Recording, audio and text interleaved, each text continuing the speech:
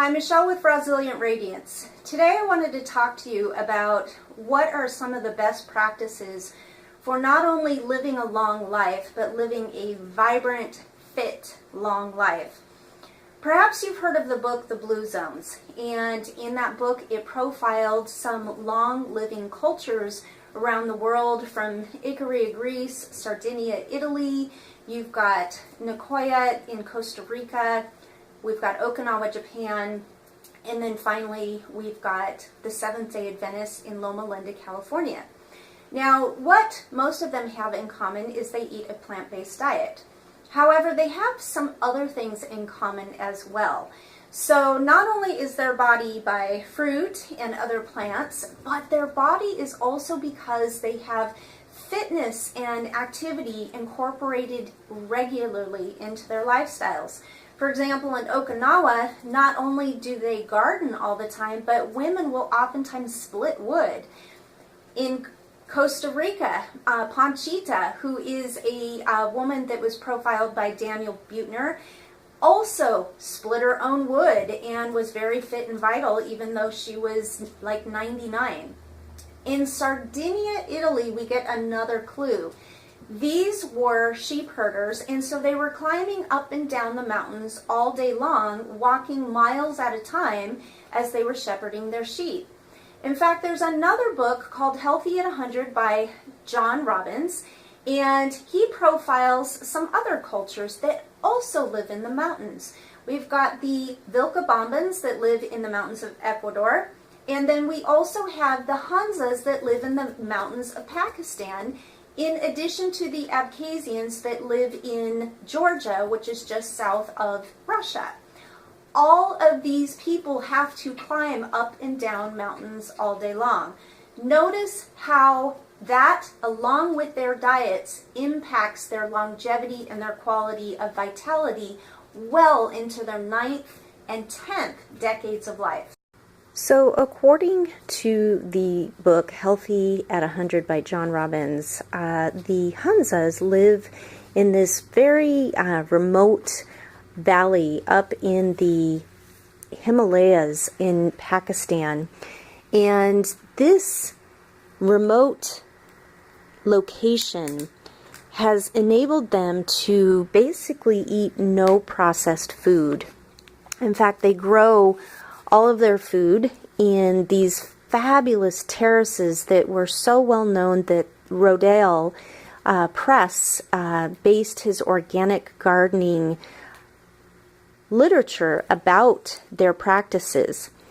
And they grew tons of fruit, lots of fruit trees, and ate 80% of their diet raw.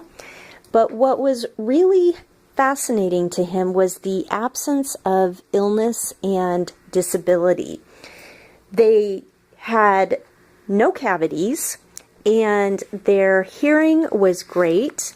They had no heart disease, no cancer, no bone disease. There was no insane asylums, no drugstores, no tobacco stores, no police, no jails. And they didn't have any liver or gallbladder trouble or hay fever or constipation, any of that stuff. But he says they were amazing mountaineers, and that they were, even in their 90s, able to, he says, scale an almost perpendicular rock with breakneck speed and without fear, and they can clamber up the sheerest precipice with the utmost of calm. And he says that they suffered with almost zero fatigue, and it was commonplace to see them walk 20 miles in a day, very heavily weighted down with supplies over irregular mountainsides, and then dance into the night and then do the same thing the next few days. And they love to swim in the freezing water in the wintertime, and they had great vision. And this was all due to their constant exercise, and going up and down the mountains kept them remarkably fit into their 90s and even hundreds. And their mainly plant-based diet, they did have a little bit of fermented milk, but it was only 1% of the calories of their diet. It was mainly almost 80% raw plants, and in the wintertime they had those same raw plants that had been dehydrated on their rooftops. The Abkhazians lived in the mountains of Georgia, which is directly south of the Soviet Union, and they also were basically there in the mountains, and they had climbs up and down from the roads to the rivers. They loved to go swimming in the rivers, and they, again, very fast, very agile, never fell, and these men were in their 90s, and they loved to climb rugged slopes. United States researchers who would go to visit who were half their age could not keep up with their pace. Another culture that was also in the mountains that he profiled were the